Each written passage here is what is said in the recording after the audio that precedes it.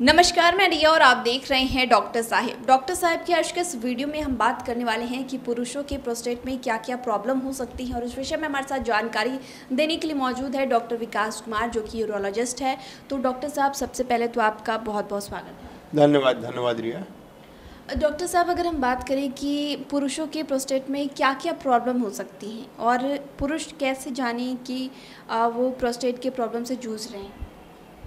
ये बहुत अच्छा सवाल है। देखिए, जो पुरुष हैं उसमें एक अलग से जो ग्रंथि है जिसको हम लोग प्रोस्टेट बोलते हैं, जो महिलाओं में नहीं होती है। तो यह ग्रंथि जो है आपके जन्म के समय से ही उपलब्ध रहती है या प्रेजेंट रहती है, और ये आपके मरने तक एक ऐसी ग्रंथि है जो बुढ़ापे में भी बढ़ती है। बाकी सारी ग्रंथियां जो हैं आपके एज के साथ में भी घटते हों, लेकिन ये एज के साथ हमेशा बढ़ता है। जहाँ तक प्रॉब्लम की सवाल है, तो प्रॉब्लम बहुत सारे हो सकते हैं प्रोस्टेट में, जैसे प्रोस्टेटाइटिस हो सकता है जो इन्फेक्शन की वजह से हो सकता है। दूसरा, इनलार्जमेंट, अगर प्रोस्टेट का साइज बढ़ता है तो उसको हम लोग प्रोस्टेट या बीपीएच बोलते हैं, जिसमें उसके सिर्फ साइज बढ़ जाते हैं। तीसरा, उसमें कैंसर की समस्या हो सकती है जिसे हम लोग प्रोस्टेट कैंसर बोलते हैं। उसमें एब्सिस फॉर्मेशन हो सकता है जिसको हम लोग प्रोस्टेटिक एब्सिस बोलते हैं। इसके अलावा भी कुछ और समस्याएं हो सकती है, जैसे लाइक स्टोन का फॉर्मेशन होना, ये सारी चीज़ें हो सकती है जो प्रोस्टेट से रिलेटेड होता है। अगर हम ये जानने की कोशिश करें कि आखिर कोई क्या गलती करता है, रोज़मर्रा की ज़िंदगी में कोई क्या गलती कर रहा है जिसके ये समस्याएं हो रही हैं। देखिए, प्रोस्टेट की जो समस्याएं हैं यूजुअली यंग एज में नहीं होती है, अनलेस अदरवाइज उसमें कोई इन्फेक्शन ना हो, जो मेनली प्रोस्टेटाइटिस के रूप में आता है या प्रोस्टेटिक एब्सिस के रूप में आता है। तो इन्फेक्टिव चीज़ें जो हैं आपको यंग एज में देखने को मिल सकती है।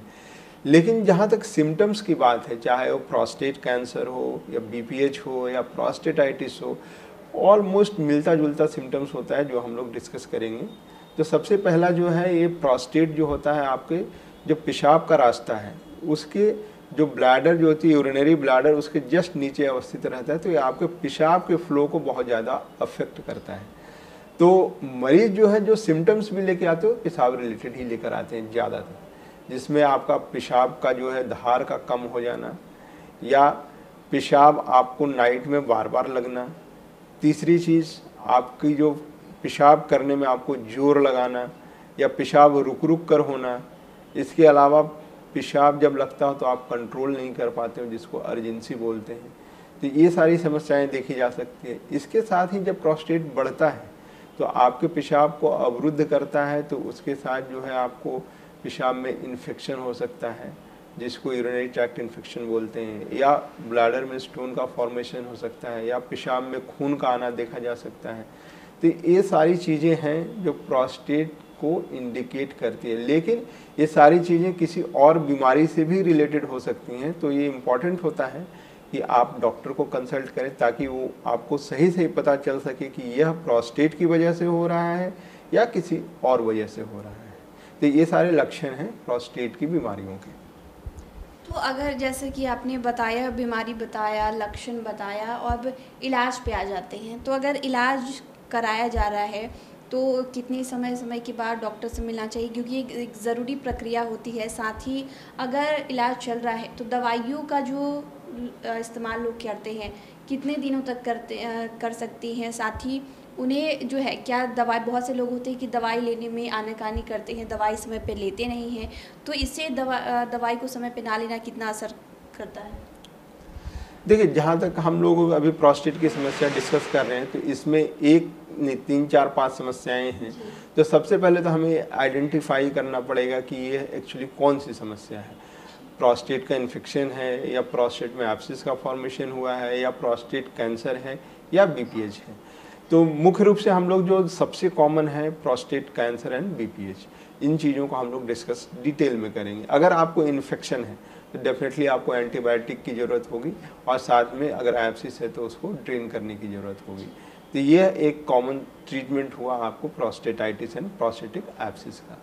लेकिन जहाँ तक बीपीएच का सवाल है, जो कॉमनली मोर देन 50 ईयर्स के लोगों में होता है ना, तो मोर देन 50 ईयर्स के लोगों में जब भी बीपीएच की प्रॉब्लम होती है, तो ऐसे में अगर आपको माइल्ड सिम्टम्स है या मॉडरेट सिम्टम्स है तो हम लोग कोशिश करते हैं कि दवा से उसको कंट्रोल किया जाए। लेकिन अगर आपको सीवियर है या दवा इफेक्टिव नहीं हो पा रहा है तो आपको फिर ऑपरेशन की ज़रूरत होती है। ऑपरेशंस आजकल बहुत तरीके के होते हैं। पहले ऑपरेशंस जो है चीरा लगा के किया जाता था, पेट को खोलकर ब्लैडर के थ्रू हम लोग जाकर प्रोस्टेट को निकालते थे। लेकिन अब जो टेक्नोलॉजी एडवांस हुई है तो इसमें एक तो आपको कोई चीरा लगाने की ज़रूरत नहीं है, आप पेशाब के रास्ते से जाते हैं और प्रोस्टेट का जो बढ़ा हुआ साइज है उसको आप निकाल देते हैं। इसमें एनर्जी सोर्स डिफरेंट टाइप के हो सकते हैं, मोनोपोलर हो सकता है, बाईपोलर हो सकता है, लेज़र हो सकता है। तो ये डिपेंड करता है कि आपके प्रोस्टेट को किस तरह की ज़रूरत है या किस तरह की सर्जरी आप कराना चाहते हैं। जहाँ तक आनाकानी की बात है दवाई में, तो डेफिनेटली आनाकानी नहीं करनी चाहिए, क्योंकि प्रोस्टेट एक स्लो ग्रोइंग प्रोसेस है। तो यह आपके ब्लैडर को अफेक्ट करता है। जब पेशाब आपकी पूरी नहीं निकलती है तो ये धीरे धीरे बैक प्रेशर से आपकी किडनी को ख़राब कर सकता है। इसकी वजह से आपको स्टोन की समस्या हो सकती है, इन्फेक्शन की समस्या हो सकती है। तो मैं मोटे तौर पे यही कहना चाहूँगा कि अगर आपको इस तरह की समस्या हो रही है तो इसको इग्नोर ना करें, आप डॉक्टर से मिलें और उनके द्वारा एडवाइज्ड मेडिसिन्स को जरूर कंटिन्यू करें। क्योंकि जनरली लोगों को यही होता है कि हमें कितने दिन तक मेडिसिन खानी चाहिए। देखिए, जब तक आपको सिम्टम्स है मेडिसिन खानी चाहिए। अगर सिम्टम्स आपके ठीक हो जाते हैं या सिम्टम्स कम हो जाते हैं तो भी आप फॉलोअप में रहें, क्योंकि जैसे आप दवा छोड़ेंगे तो फिर से वो सिम्टम्स आ सकते हैं आपको। तो अच्छा यही होगा कि आप डॉक्टर के एडवाइस पे ही दवा को बंद करें, अपने मर्जी से दवाई को बंद ना करें। नहीं तो आपको हो सके फ्यूचर में या भविष्य में गंभीर समस्याएं आ सकती है, जिसमें आपकी किडनी या यूरिनरी ब्लैडर खराब होने की संभावना रहेगी। तो शुक्रिया डॉक्टर साहब, जो आपने जानकारी दी उसके लिए बहुत बहुत शुक्रिया। धन्यवाद रिया। तो आप डॉक्टर विकास कुमार को सुन रहे थे, जिन्होंने पूरी जानकारी हमारे साथ प्रोस्टेट प्रॉब्लम के बारे में साझा की। इस विषय में आप क्या सोचते हैं, हमें कमेंट कर ज़रूर बताएं। चैनल को सब्सक्राइब कर ले, फेसबुक पेज को लाइक कर ले। वीडियो देखने के लिए आपका शुक्रिया।